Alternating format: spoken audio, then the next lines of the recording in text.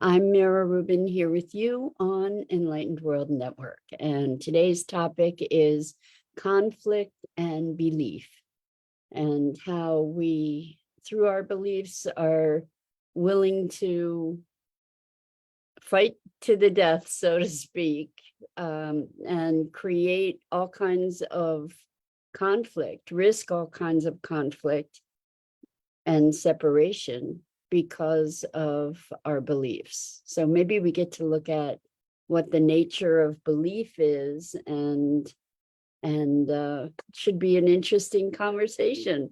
But before we get started, let's take a minute or two to get present. Let's take a deep breath in through your nose and hold it.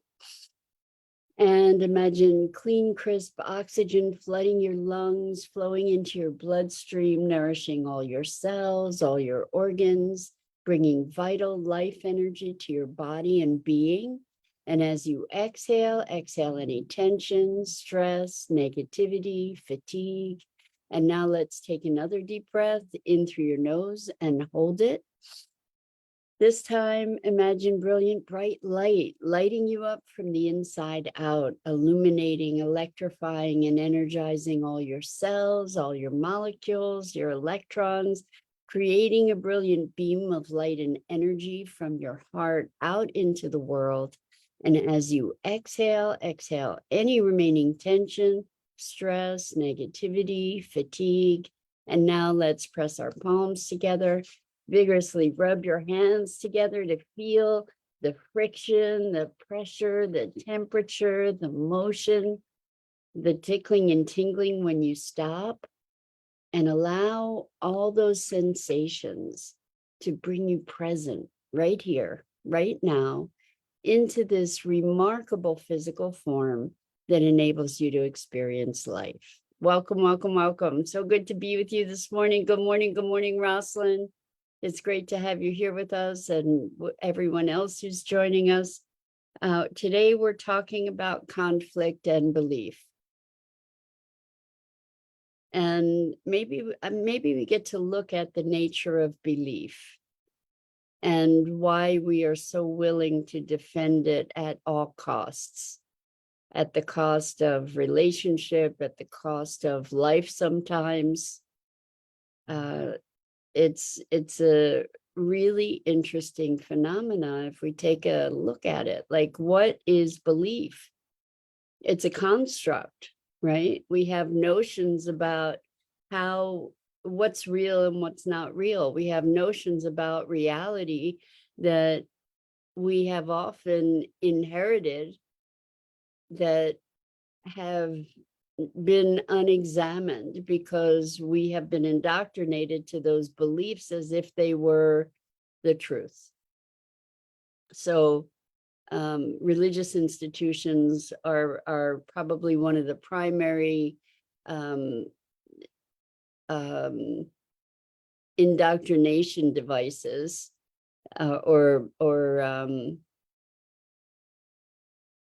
propagators, right? Because we're from a very young age, many of us are indoctrinated into religion. We're taught how the universe operates. We're taught principles and practices and beliefs, and belief, delusion, illusion, all constructs, says Rosalind. Yes, so we're raised. When we're raised in religion, we are taught that that's how things are, right? And whether we're raised in religion or not, in our own households, we're taught how things are. We're taught what to believe. We're taught codes of conduct, right? And the thing is that we're taught these things from the very beginning of our lives in many ways. And then we gain this conviction that that's how it is and that's how things should be. And we're also taught that people oftentimes taught that people who don't believe what we believe are a threat. And I find it so fascinating. Actually, I think this may be coming from a conversation that I had with a dear friend, and I don't know if we even still have a friendship since that conversation, but it was fascinating. And it was like the tide turned in our relationship just like that. And I felt like I didn't know what hit me, where they were expressing a belief that they had. And I said, well, I tend to think this way. And bam, that was it. It was like they said, I prefer to talk with people who share my beliefs. And there have to be at least 15 different things that we believe differently. And then they ended the conversation. Good morning, Dido. Welcome. So good to have you here with us as always. Anyway, so I was gobsmacked. I was just like, what just happened? Because I said, I appreciate the exploration of different people's beliefs and different worldviews. And they were like, well, I prefer to talk to people that share my beliefs, and I don't find that exploration at all engaging. And I have to say, I was shocked, because even in whatever the difference is in our belief, we're still kind of all on this side of things, so to speak. Like there's more, to me, there's more similarities than differences. And I just found it shocking. And when we look at the strife in the world, we can orient ourselves to the origin for so much of the strife in beliefs that we are defending or that we are trying to propagate. Whether it's beliefs about our rights to our bodies, and our choices, our political choices, our personal choices, or if it's beliefs about our right to acquire things that belong to others, or like this acquisition kind of mentality. There are all kinds of wild beliefs that, if we could cultivate a listening, like a true intention to connect and communicate, perhaps we might be able to transcend the differences of our beliefs. Maybe we could look for sameness or similarity or complementarity. And also, maybe we could start to recognize that our beliefs are constructs. So what makes us hold so tightly to the righteousness that we often have about our beliefs? Like, we'd rather be right than be connected, or we'd rather be right than be alive in some cases. I think it's worth looking at. I think it's really fascinating. And certainly there are some beliefs that we have that are so deeply held that they hold us. And I'm not saying that we should be discarding our beliefs, but maybe there's a way to recognize that they are constructs, and that there may be ways to communicate through those constructs, beyond those constructs, in a way that we can find some kind of communion with one another. Like even the polarities, for instance,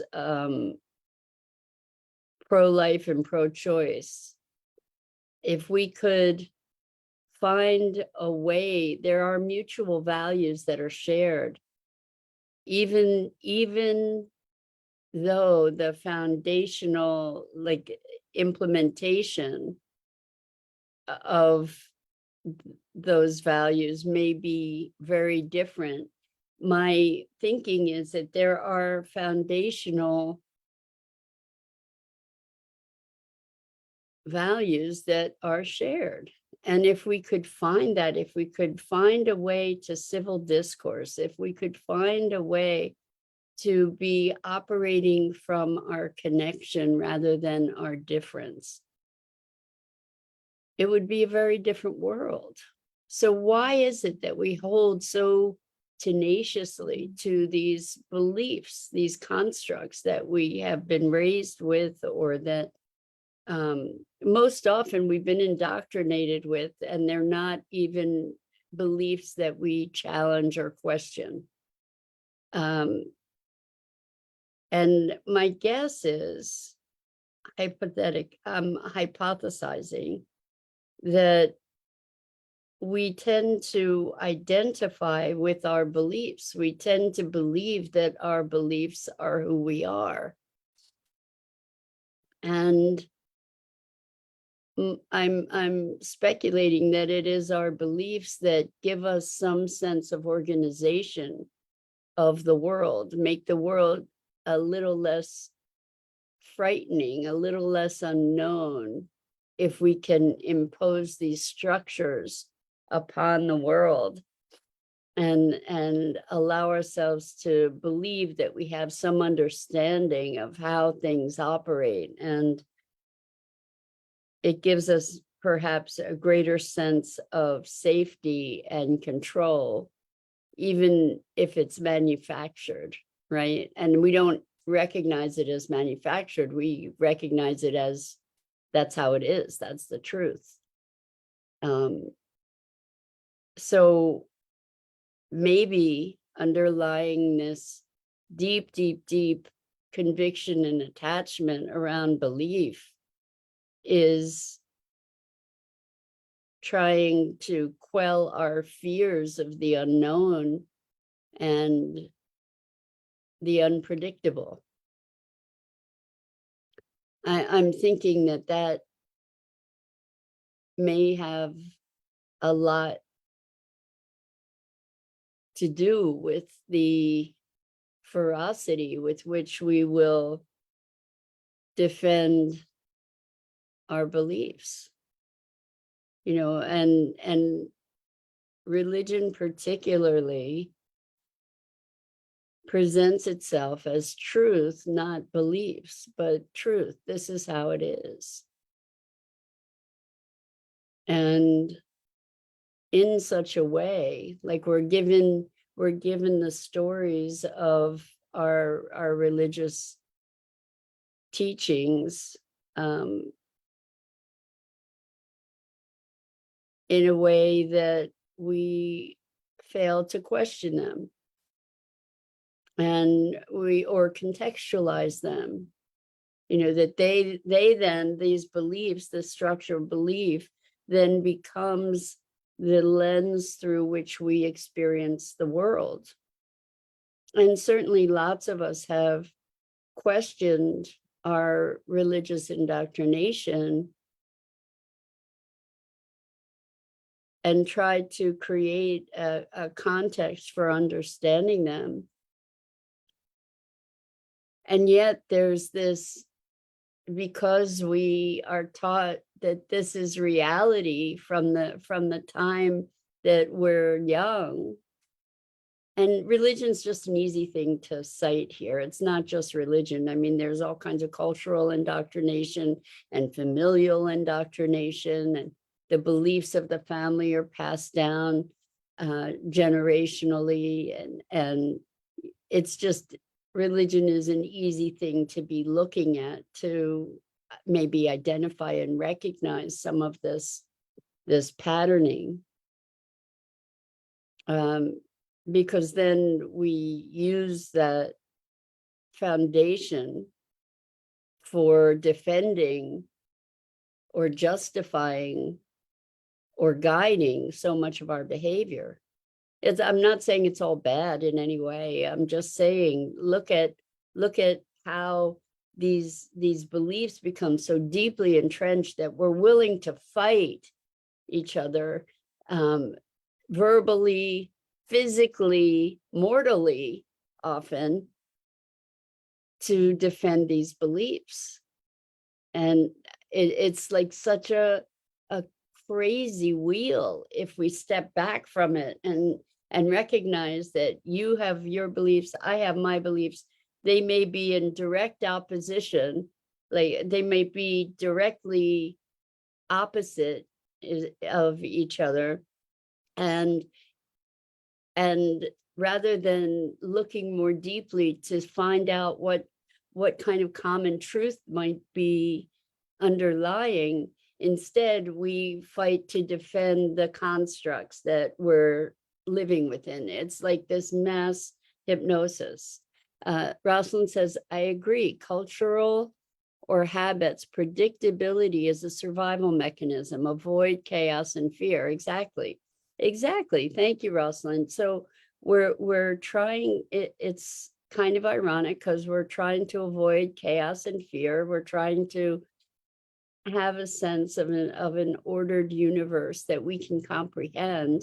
And then we make up all these stories about how that exists, or we take in as our own stories about how all that exists. And, particularly I'm thinking about the Garden of Eden and original sin, and how in the Western culture, we're indoctrinated that into this notion of sin and damnation and condemnation, that there is a foundational flaw to our being for which we need to forever seek redemption.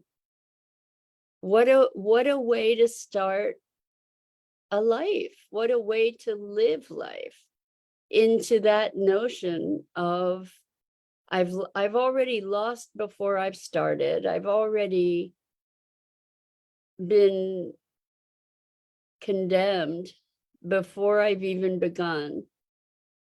If we, for instance, accept the notion of original sin based on a story of people living in paradise and eating of the tree of knowledge. I mean, if we step back and we look at these stories, they are in so many ways the stories of fairy tales, right? The kinds of things that occur in the stories are the kinds of things that occur in fairy tales, right? And some of the fairy tales are really, really dire and also very deeply compelling, but we're not taught them as fairy tales, we're taught them as truth. These stories of our religions. And we're taught this is how it is. This is where we, from whence we came. And so I wonder, like, there's a cognitive dissonance when we step back and we look at our beliefs. And again, I'm just picking on religion because it's the easiest, most obvious arena. We each have traditions in our own families, which often show up as prejudices and cultural fractionation or fracturing between groups. right? We have this notion of otherness and othering, and that's what we're conditioned to by looking at difference, right? And if we can look at our commonality, what might that breed in terms of our capacity for connection and communication? If we look for what we can share together, then we can begin to build bridges rather than looking at what's different. And I can't talk to you because you and I just don't, we're not on the same page. And I can't say I haven't been a perpetrator of that attitude too. You know, there have been times where it's just like, well, I'm just not going to talk to you about that. Or people will just, I'm not going to talk to you about that. But I would imagine that there are people in our lives that we love who hold vastly different beliefs that we probably can't have civil discourse with each other about very easily. And yet we still can love them and we still can connect with them. And the question is, what is it? What is it that keeps us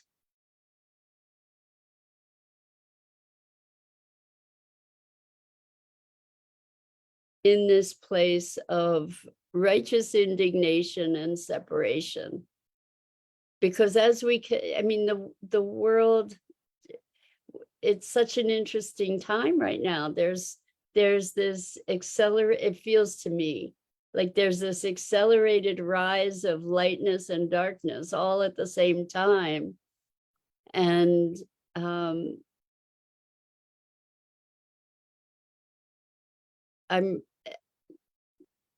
there's just an increase of velocity, it feels like. And we get to rise.